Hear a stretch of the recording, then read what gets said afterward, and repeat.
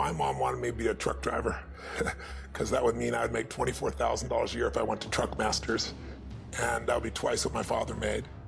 And she thought that would happen, but something inside of me said, I don't want to drive a truck. There's something else that matters more to me, and I decided I was not gonna go for money instead of passion. And the rewards have been pretty amazingly better than being a truck driver. It's not bad being a truck driver, it's just not what I was after. And I look back, and one of the things that helped me was my original teacher, Jim Rohn, who was a personal development speaker I went to hear when I was 17. He said something the first time I heard him, and he said, you know, it's really simple.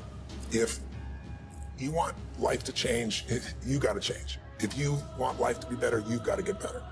It's the only way it happens. And luck will show up for people and it'll leave them. But if you're constantly improving who you are and what you give, game over. If people ask me, what does it take to be happy? I always tell them one word: progress. Progress equals happiness. Even if you're not where you want to be yet, if you're on the road, if you're improving, if you're making progress, you're gonna love it. You're gonna feel alive. On the other hand, it doesn't matter how successful you are, if you stop growing, you start dying inside. I've always had this belief: if you want to be successful at anything in life, never leave the sight of setting a goal without doing something that commits you to fulfillment. If you get, you're in state, right, when you do something. While you're in state, that's the time to commit yourself to something that makes you follow through. So I'd call somebody up, I'd schedule something, I'd lock in the next meeting, I'd sign up for the class, I'd enroll the guy who was gonna mentor me, I'd set the meeting with a mastermind of people I met. I did something so that whatever I committed to, there was something when I went home that would pull me there. It's structured. This could be the greatest time you ever live if you control what you focus on, if you find a more empowering meaning, and if you decide to model the actions of those who succeeded before you. It can be the best financial time, the best emotional time, the best spiritual time of your life, but you better take control of your state. And if you think you're gonna do it just by today, you're wrong. You're gonna need to get yourself some rituals. Right now, every one of you in this room is controlled by your rituals. I don't just mean this one, I mean every morning you get up. I know your body, I can look at your body right now, and I can guess your rituals. Some of you, your rituals to work out 5 times a week, I can see it clearly. 4 to 6 times a week, it's obvious. Because you couldn't look like that if you didn't do that.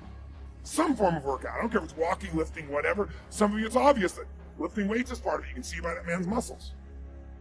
I know what his rituals are, because your life comes from your rituals. If you don't develop the ritual, you're kidding yourself.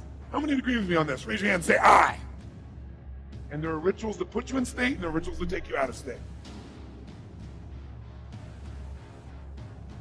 But if you've got what you know, that focus, the target, and you got the toolbox, and you're still not getting what you want, it's because you got inner conflicts. That's the third pillar. You've got to resolve your inner conflicts.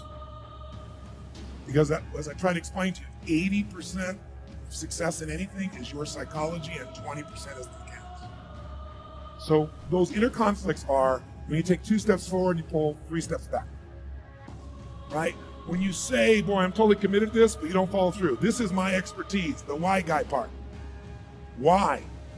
Why do you keep saying you want this? You have crystal clarity, you have the tools, and you're still not getting it?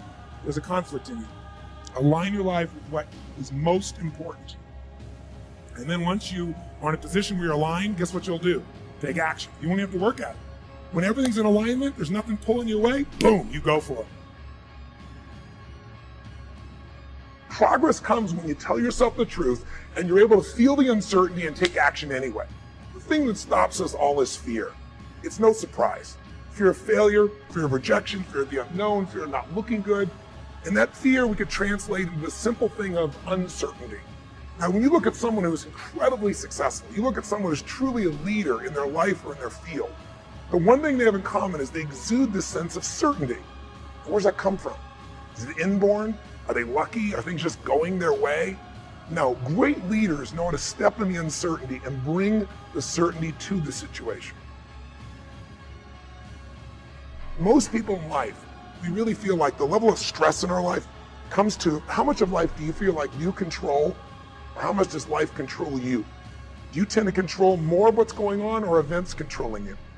It's very easy to have those events start to take control unless we take control of what's between our ears, our own mind. You see, what you and I focus on massively affects how we feel, whether we're thriving or surviving.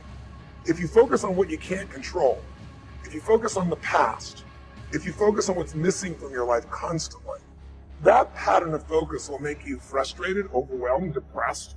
It won't even matter if you're taking antidepressants. If you keep focusing on what you can't control, what's missing from your life, you're going to feel depressed still. You can take as many antidepressants as you want. Focus equals power.